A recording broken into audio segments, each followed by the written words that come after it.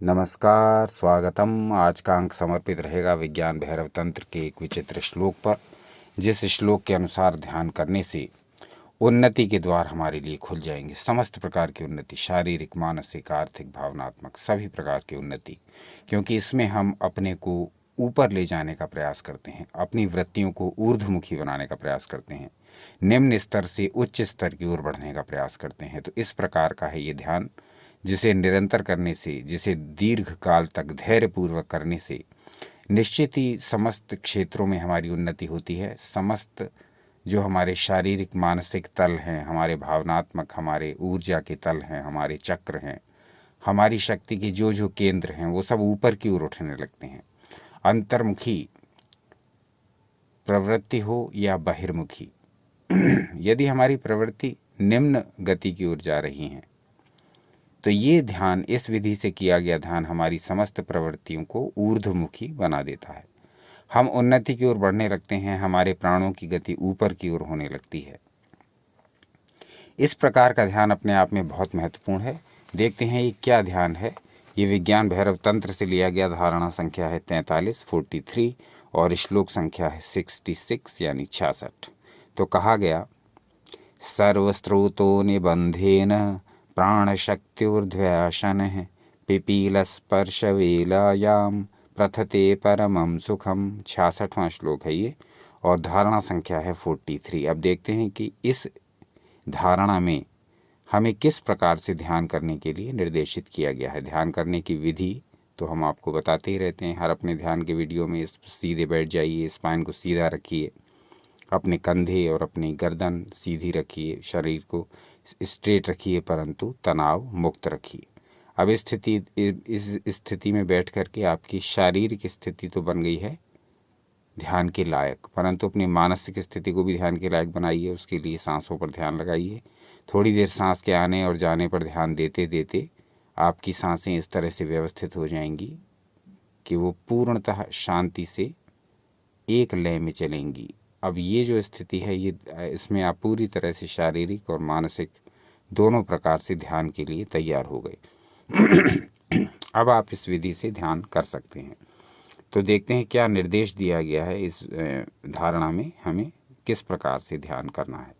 इसमें कहा गया है, सर्व स्रोतों निबंधेन, सारे उन स्रोतों का बंधन कर दें जो कि हमारी प्राण ऊर्जा को प्रभावित करते रहते हैं। वो सारी इंद्रियां जो बाहर की ओर देखती हैं, जो बाहर के विषयों को ग्रहण करती हैं, जो बाहर के विषयों से प्रेरणा लेती हैं और उस ज्ञान को हमारे मन के भीतर प्रवेश कराती हैं, उनको इस ध्यान करते समय बंद रखें, बंद कर दें। यानी वो सारे विषय जो रूप, रस, स्पर्श, गंध आदि के हैं, वो सब हम उनसे दूर रहें इस समय तक, जब तक हम ध्यान कर रहे हैं इस विधि से, इस धारणा से। तो हम उस सब द्वारों को बंद कर दें जो बाहर की ओर खुलते हैं, हमारे शरीर के वो सब द्वार जो बाहर की ओर खुलते हैं और जहाँ से हम विषयों को ग्रहण करते हैं। तो हमारी दोनों आँखें, इनको बंद करें। अब बाहर का कोई भी दृश्य हमारे भीतर प्रवेश नहीं करेगा। अपने दोनों कान हम बंद करें। अब बाहर का कोई भी साउंड हमारे भीतर प्रवेश नहीं करेगा। मुख अपना बंद करें। अब हम किसी भी प्रकार का साउंड उत्पन्न नहीं करेंगे। इस प्रकार से हम अपने शरीर के द्वारों को बंद करते हुए अब इस ध्यान को लगाएंगे। अब ये वायु मार्ग हमने रोक दिए जहाँ से ऊर्जा का गमन बाहर की ओर होता है और बाहर से विषयों का संपर्क हमारे शरीर के, हमारे मन के भीतर आता है। तो इन सब द्वारों को हमने बंद कर दिया। अब हम पूरी तरह से अपनी श्वासों पर ध्यान केंद्रित करेंगे। धीरे धीरे हम ये अनुभव करेंगे कि हमारे प्राणों की गति इसको इमेजिन करना है प्रारंभ में और उसके पश्चात ही स्वयं होने लगेगा, ऑटोमेटिक होने लगेगा। प्रारंभ में इसको इमेजिन करना है। तो इमेजिन ये करना है कि हमारे प्राणों की गति हमारी नाभि से ऊपर की ओर उठ रही है। हमारे प्राण नाभि से ऊपर की ओर गति कर रहे हैं। इतना अभ्यास आपको करना है। इतना अभ्यास यदि आप डेली करते जाएंगे तो धीरे धीरे जो अनुभव होगा वो इस धारणा के अगले भाग में है। क्रमशः धीरे धीरे ऊपर की ओर उठ रही इस प्राण शक्ति द्वारा स्वात्म स्वरूप का अनुभव होने लगता है। ऊर्ध्व गति हो जाती है प्राणों की। प्राणों की गति निम्न स्तर की ओर न जाकर के उच्च स्तर की ओर बढ़ने लगती है। प्राणों का जो गमन होता है वो नीचे की ओर न जाकर के ऊपर की ओर उठने लगता है। इस प्रकार के ध्यान से, क्योंकि हम समस्त प्रकार के इंद्रियों के उन द्वारों को बंद कर देते हैं जो हमारे प्राणों के फ्लो को डिस्टर्ब करते हैं, ऊपर जाने से रोकते हैं, उनकी गति को बाधित करते हैं। तो इस प्रकार से जब हम अपनी इंद्रियों के द्वारों को बंद रख करके ध्यान लगाएंगे तो हमारे प्राणों की गति कैसी हो जाएगी? ऊर्ध्व गति। हमारे प्राण ऊपर की ओर गमन करने वाले होंगे। हमारे प्राण उन्नतिशील ऊर्जा को ग्रहण करने वाले होंगे। हमारे प्राण पॉजिटिविटी को ग्रहण करने वाले होंगे। हमारे प्राण उत्थान की ओर जाने वाले होंगे। और जब हमारे प्राण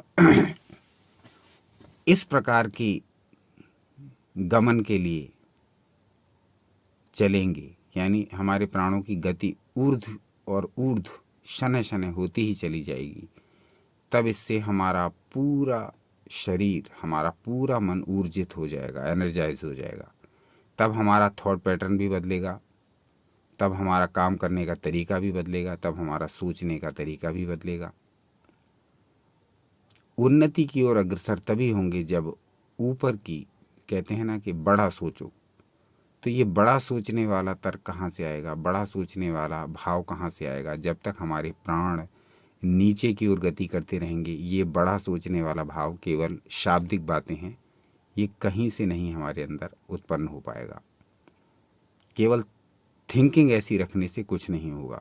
जब तक कि हम पूरी प्रक्रिया को न समझें तो हमारे सारे विचार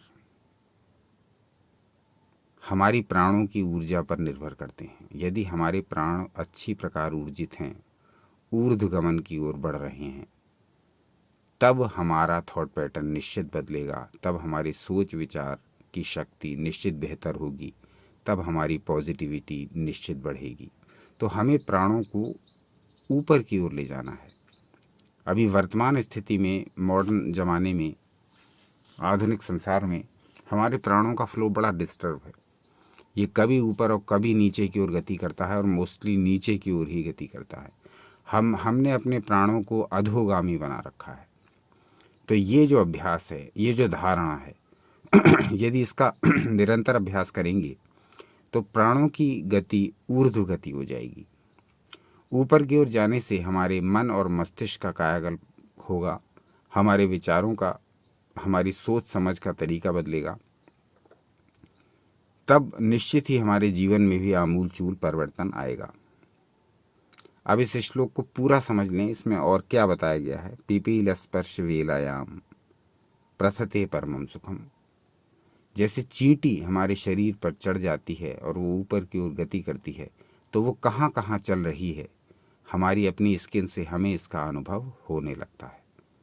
जैसे मान लीजिए एक चींटी घुटने से होकर के चलती है और वो धीरे धीरे हमारी नाभि के पास आ जाती है, तो हमको अपनी त्वचा, अपनी स्पर्शेंद्रिय द्वारा ये अनुभव हो जाएगा कि वो चींटी कहाँ कहाँ पहुँच गई है।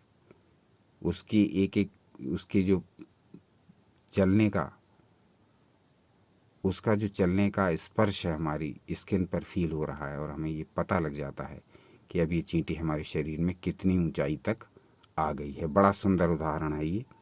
पिपील स्पर्श वेलायाम प्रथते परमम सुखम। इसी प्रकार से जो इस धारणा के अनुसार साधक ध्यान करता है, अभ्यासी ध्यान करता है, योगी ध्यान करता है, इस धारणा संख्या 43 के अनुसार, श्लोक संख्या 66 के अनुसार, वो धीरे धीरे ये अनुभव करने लगता है कि इस प्रकार का ध्यान करते करते मेरी प्राण शक्ति धीरे धीरे ऊपर की ओर उठने लगी है। उसको ये अनुभव स्वतः ही होने लगता है। वो इस अनुभव को स्वयं करने लगता है कि धीरे धीरे मेरी प्राण शक्ति ऊपर की ओर उठ रही है। पिपील स्पर्श वेलायाम, पिपीलिका कहते हैं चींटी को संस्कृत में। तो पिपीलिका का स्पर्श भी हमको ऐसे अनुभव होता है जैसे कि हमारी स्किन पर जब भी चींटी ऊपर की ओर चलती है तो हमें उसके प्रत्येक पग का अनुभव होता है, कितनी ऊंचाई तक अब ये चींटी आ गई है। उसी प्रकार से जब हम इस अभ्यास को करते जाएंगे तो कितने कितने शनय शनय धीरे धीरे करके स्लोली प्राण हमारे ऊपर उठ रहे हैं, कहाँ तक उनकी गति है, ये सारी बातें हमें समझ में आने लगती हैं यदि हम इस अभ्यास को निरंतर करते रहते हैं। और उसका फल क्या होता है इस प्रकार के अभ्यास का, इस धारणा के अभ्यास का फल क्या होता है कि प्रथते परमम सुखम, और इससे परम सुख की प्राप्ति होती है। इस अभ्यास को करने वाले को परम आनंद की प्राप्ति होती है। तो ये अपने आप में एक बड़ा विचित्र, बड़ा अनोखा अभ्यास है और बड़ा ही उपयोगी अभ्यास, बड़ा ही अप्रचलित अभ्यास। बहुत कम लोग इस अभ्यास को जानते, समझते और करते हैं। परंतु यूएनडी योगा पर हमारा हमेशा यही प्रयास रहता है कि आपके समक्ष प्रत्येक प्रकार का दुर्लभ और अप्रचलित ज्ञान आपके समक्ष प्रस्तुत किया जाए। तो आज की धारणा थी 43, विषय था इंद्रियों के द्वारों को बंद करके अपनी प्राणों की गति को ऊपर की ओर गमन करवाना, जिससे कि हमें हर प्रकार की उन्नति प्राप्त हो। तो आज का अंक कैसा लगा ये अवश्य बताइए। विज्ञान भैरव तंत्र पर और पंच तत्वों पर तो सीरीज चल ही रही हैं, इसके अतिरिक्त रावण संहिता पर भी शीघ्र ही वीडियो आने वाला है। थोड़ा सा धैर्य रखिए, देखते रहिए। आपका अपना चैनल यूएनडी योगा, अपना अनमोल समय हमें देने के लिए बहुत बहुत धन्यवाद। आपको एक बार पुनः धन्यवाद।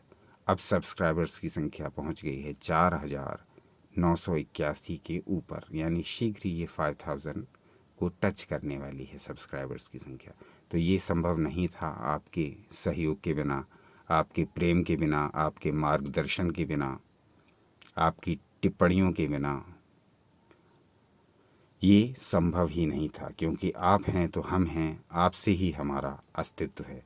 तो बने रहिए हमारे साथ, देखते रहिए। आपका अपना चैनल यूएनडी योगा, अपना अनमोल समय हमें देने के लिए बहुत बहुत धन्यवाद। सनातन शास्त्रों से जुड़े रहें, सदा आनंदित रहें।